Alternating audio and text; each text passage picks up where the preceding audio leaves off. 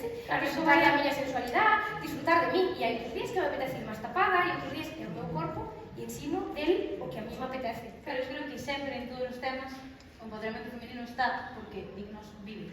Entón, é moi fácil para nós escribir desde o empoderamento cando ti o vives día a día.